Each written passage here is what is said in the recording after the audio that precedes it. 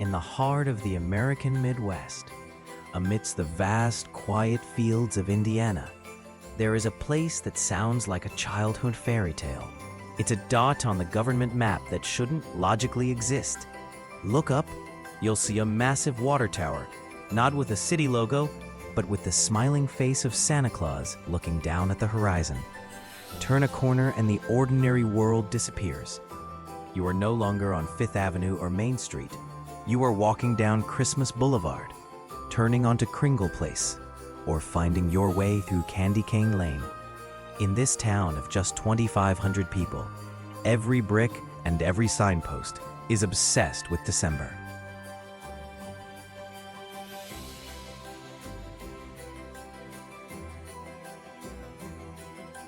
But as winter tightens its grip, the real magic happens behind a modest brick facade. Every December, this tiny post office is hit by an absolute avalanche. Thousands upon thousands of red crates overflow, creating mountains of paper that reach the ceiling. Over 20,000 letters arrive here from every hidden corner of the globe. Look closely at the stamps. Tokyo, Berlin, London, Bogota. They are all addressed to just one person, Santa Claus. But make no mistake, this isn't a scripted Disney movie, and it isn't a clever marketing stunt by a corporation. This is the incredible true story of how a single bureaucratic mistake created the world's undisputed capital of holiday spirit. To understand how this happened, we have to go back, way back to 1856. Imagine a quiet, frozen hamlet in the wilderness of Indiana. A group of German immigrants had built their lives here, and they called their home Santa Fe. It was a simple name for a simple, hard-working life. But as the town grew, they needed a link to the outside world. They needed a post office. They sent their petition to Washington, waiting for months for an official blessing. But the reply they received was cold and final. Rejected. You see, the government map was already crowded. Indiana already had a Santa Fe, and the bureaucracy had no room for duplicates. Suddenly, the town was nameless, a community without an identity. Legend says that on a bitter Christmas Eve, the citizens gathered inside a small wooden church. They were tired, frustrated, debating names late into the night while a massive winter blizzard raged outside, rattling the timber walls. Then it happened. A violent gust of wind slammed against the building, throwing the heavy church doors wide open. The freezing air rushed in, and with it, the distinct, rhythmic sound of sleigh bells echoing through the storm.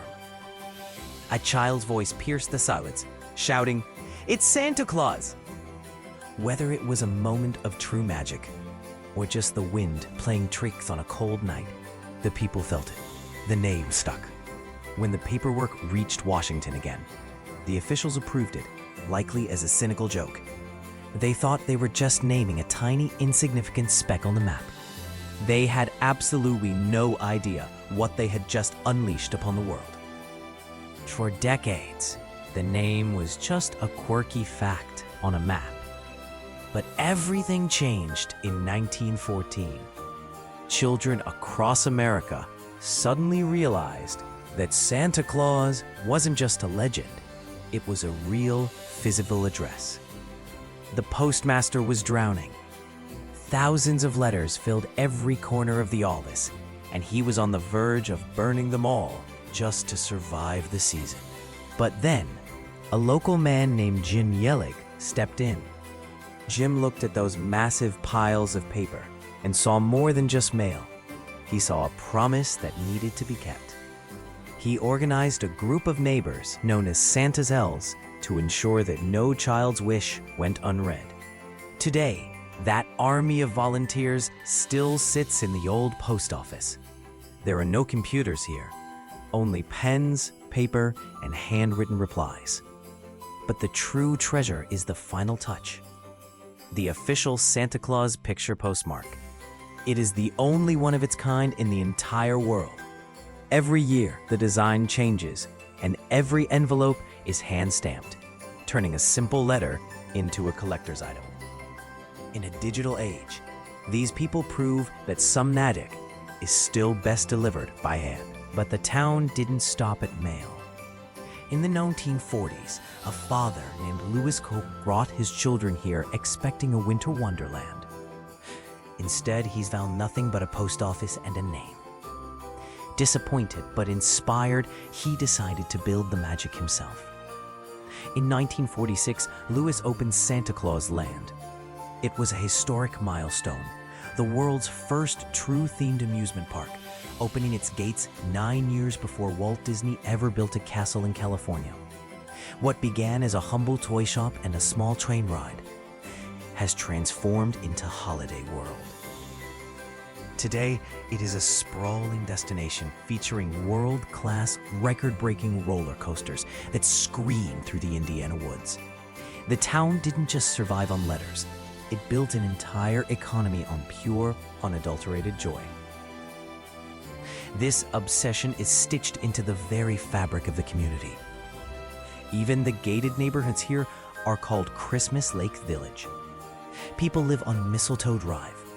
They commute via Candy Cane Lane. In this town, the holiday isn't a season. It's a permanent way of life.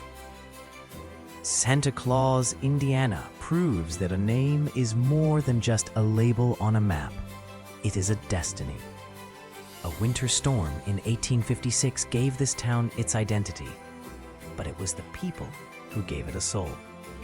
In a cynical, fast-paced world, this place remains a sanctuary of innocence, kept alive by a quiet army of volunteers who simply refuse to let the magic die.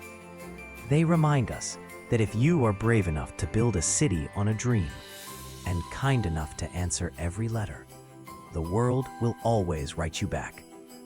Subscribe to Bourbon Roots for more incredible city histories.